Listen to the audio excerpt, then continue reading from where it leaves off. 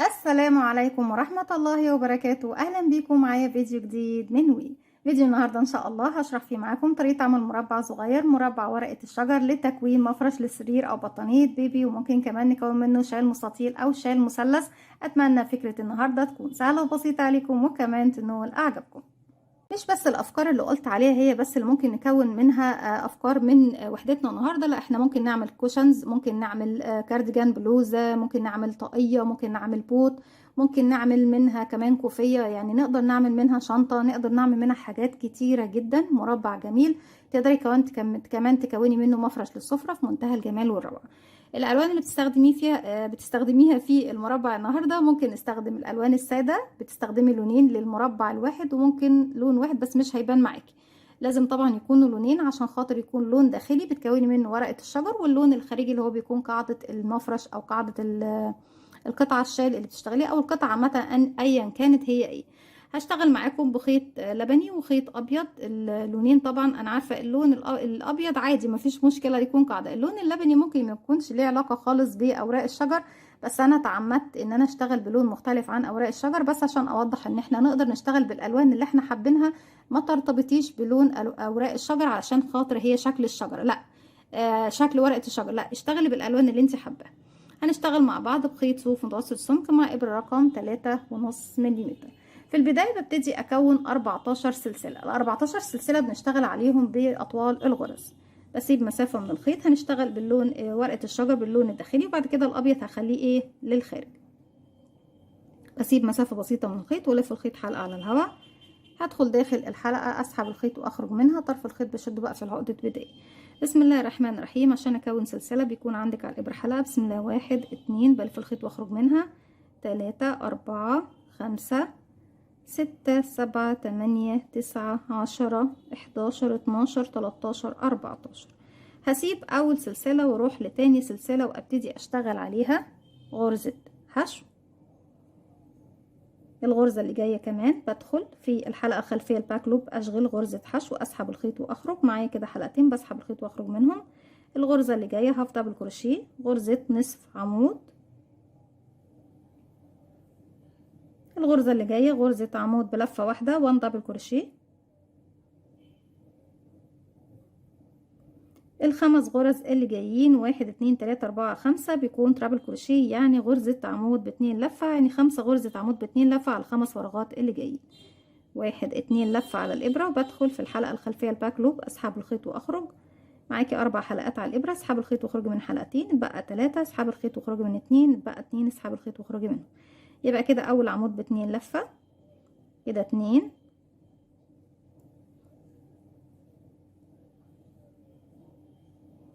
3،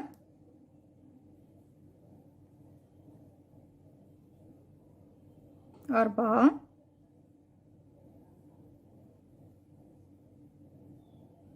و5 بيكون العمود ب2 لفة الأخير. برجع تاني للارتفاع الأقل من العمود دوت اللي هو بيكون عمود بلفة واحدة، 1 دبل كروشيه، هاف دبل كروشيه، غرزة نصف عمود. طيب بقالي غرزتين، زي ما اشتغلت 2 حشو في البداية هشتغل 2 حشو في النهاية. كده 1 2. طب انا محتاجة يا رندا ان انا امشي الجهة التانية، انا كده عملت الجهة اليمنى اليمين من ورقة الشجر، عاوزة اروح للجهة اليسرى اليسار.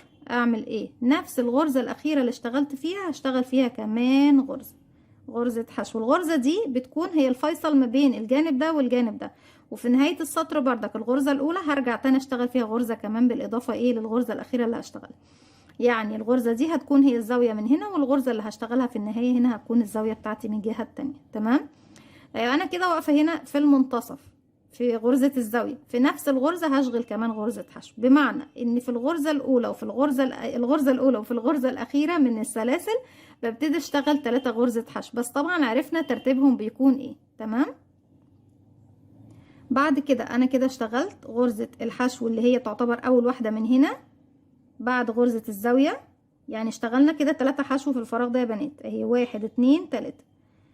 تالت واحدة بعتبرها الاولى من الجانب ده، بعد كده هروح اشتغل كمان واحدة يبقى 2 نصف عمود، هاف دبل كروشيه،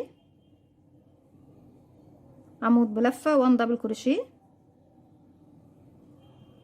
خيط البداية انا بدخل في الغرزة بتكون قصاد الغرزة على طول يا بنات. بدخل في الحلقتين اللي كانوا باقيين لي من السلسلة، اللي هي الغرزة الامامية الفرونت لوب، ومعاها المطب كمان، ومعايا كمان ايه خيط البداية، وبشتغل الغرزة بتاعتي 5 عمود باتنين لفة.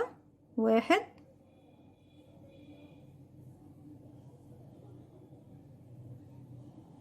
2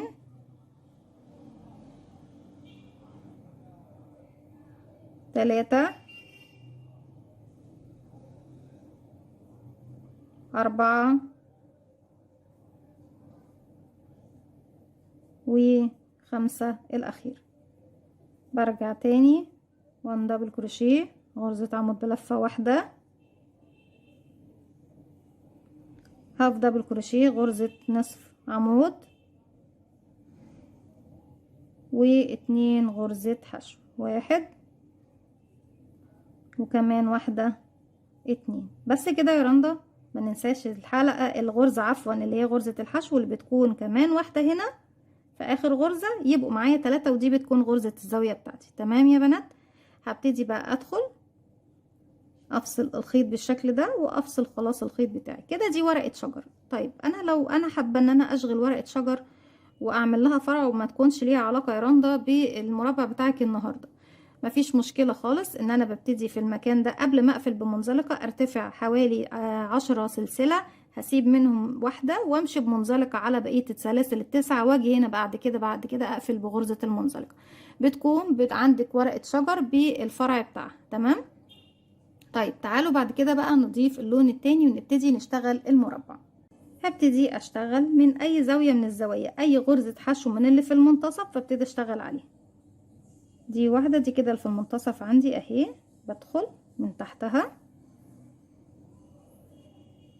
اسحب، اقفل عقدة البداية واسحب الحلقة الجديدة من الداخل، ارتفع سلسلة وابتدي داخل الفراغ دوت اشتغل حشو سلسلة حشو حشو سلسلة كمان مرة في نفس الفراغ، غرزة حشو زي ما احنا شايفين. طيب بعد ما اشتغلت حشو سلسلة حشو ببتدي اعمل ايه؟ هروح بقى لاول غرزة هنا بتقابلني وببتدي اشتغل فوقيها غرزة حشو واحدة، بعد كده 2 غرزة نصف عمود، 1 2 غرزتين عمود بلفة واحدة، 1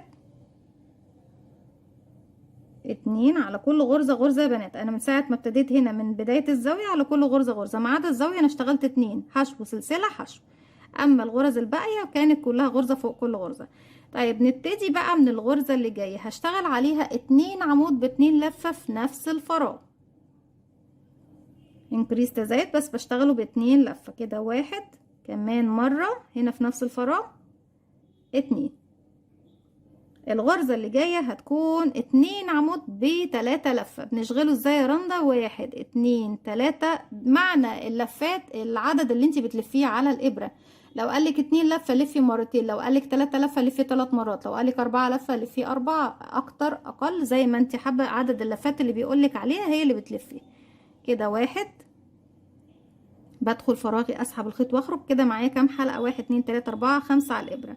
هسحب من حلقتين يتبقوا 4، هسحب من حلقتين يتبقوا 3، هسحب من حلقتين يتبقوا 2، هسحب منهم واخلص العمود بتاعي. 1 2 3 وكمان في نفس الفراغ عمود ب3 لفة. 1 2 3 4 مرات بلف الخيط وبخرج من حلقتين. طيب هنا دي الزاوية بالنسبة لي الغرزة دي. ببتدي تاني اكرر 2 عمود ب2 لفة، 1 2 في نفس الفراغ. ارجع بعد كده اشتغل عمودين بلفة واحدة بس، كل عمود فوق غرزة من الغرز، مش الاتنين مع بعض. تمام. يبقى كده عمود بلفة واحدة، ارجع تاني عمود بلفة واحدة في الغرزة اللي بعدها زي ما احنا شايفين، 2 نصف عمود على الغرزتين الجايين، ده 1 نصف عمود، وهنا كمان 1 نصف عمود، وهنا بتقابلني غرزة الحشو اللي بتكون اخر غرزة بشتغلها في الجانب ده يا بنات زي ما احنا شايفين. طيب هبتدي تقابلني الزاوية التانية، غرزة الحشو اللي هي ايه اللي جاية، بشتغل عليها حشو وسلسلة واحدة، وفي نفس الفراغ هو تاني بشغل غرزة حشو تانية. نرجع بقى نشتغل اللي اشتغلته هنا هو اللي بكرره هنا. اول غرزة بتقابلني بتكون غرزة حشو، زي ما احنا شايفين اهي. هبتدي اشتغل بعد كده غرزة نصف عمود، كمان غرزة نصف عمود في الجانب التاني اهو، 2 عمود بلفة على الغرزتين اللي جايين، 1 2، الغرزة اللي جاية 2 عمود ب2 لفة في نفس الفراغ، 1 2، نفس اللي انا عملته على اليمين بكرره على اليسار. الغرزة اللي جاية هيكون فيها 2 عمود ب3 لفة، 1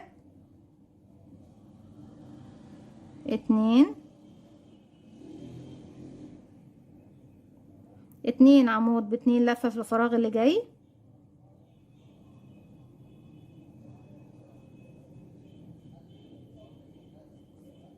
عمود بلفة واحدة،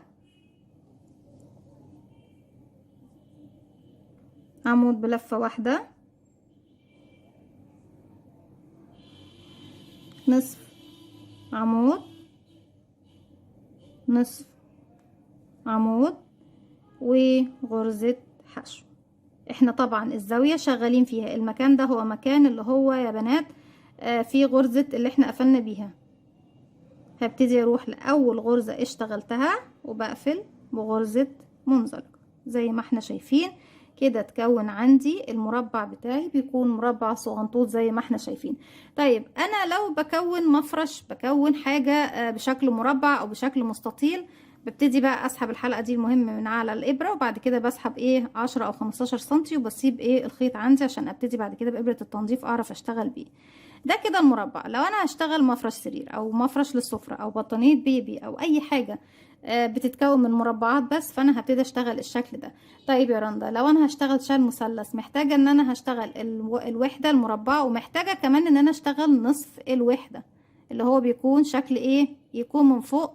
انا هشبك على الجانب ده وهشبك على الجانب ده، فانا محتاجة من هنا ما اكونش شغالة، بمعنى ان انا بشتغل نصف الورقة وبشتغل كمان نصف المربع اللي هو بيكون جانب واحد من المربع. تعالوا نشوف نشتغلوا مع بعض ازاي.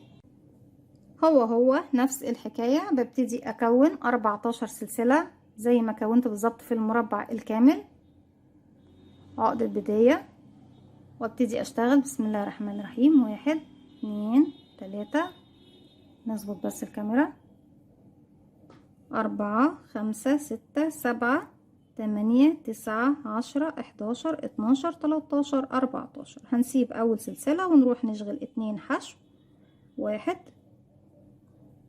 2. بس انا طبعا المفروض ان بشغل ثواني يا بنات، بشغل في اول فراغ واحدة حشو في بداية الشغل، وكانت لما بعمل مربع بشغل واحدة حشو في نهاية الشغل. طيب انا هشغل بقى الاتنين حشو بتوعي في اول فراغ. تمام، انا كده اشتغلت في اول فراغ مرتين، وفي اخر فراغ بردك بشتغل مرتين، وبعد كده دي تاني غرزة حشو. الاتنين دول واحدة منهم حشو للجانب وواحدة بتكون الزاوية، دي تاني واحدة غرزة حشو. بعد كده نصف عمود، عمود بلفة واحدة، عمود كمان بلفة واحدة،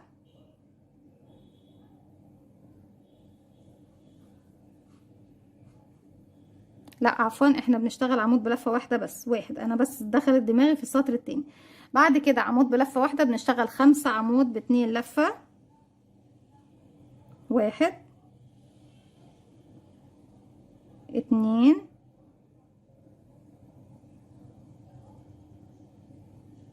3 4 و5. ارجع تاني الاطوال الغرز اللي انا بشتغل بيها، نرجع لعمود بلفة واحدة، غرزة نصف عمود،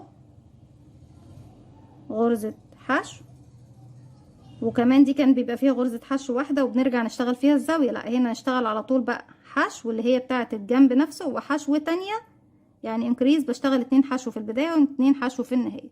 دي بتكون عندي يا بنات هنا بتكون للزاوية. بعد كده ببتدي افصل الخيط بتاعي. طيب نبتدي بقى نكون نصف المربع. زي انا كده كونت نصف الورقة. اوكي، نجيب لون مختلف تاني وابتدي ادخل في اول غرزة اشتغلتها اهو حرف الفي ليها،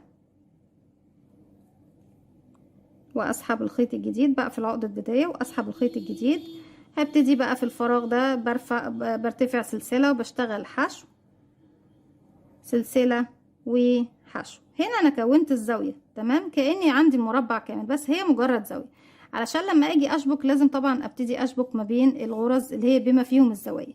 خلاص يا بنات، نرجع نشتغل 2 نصف عمود، 1 2 نصف عمود، ارجع اشتغل 2 عمود بلفة على 2 فراغ جايين، 1 عمود بلفة واحدة، 2 الفراغ اللي جاي بيكون فيه 2 عمود ب2 لفة في نفس الفراغ، 1 كمان مرة في نفس الفراغ،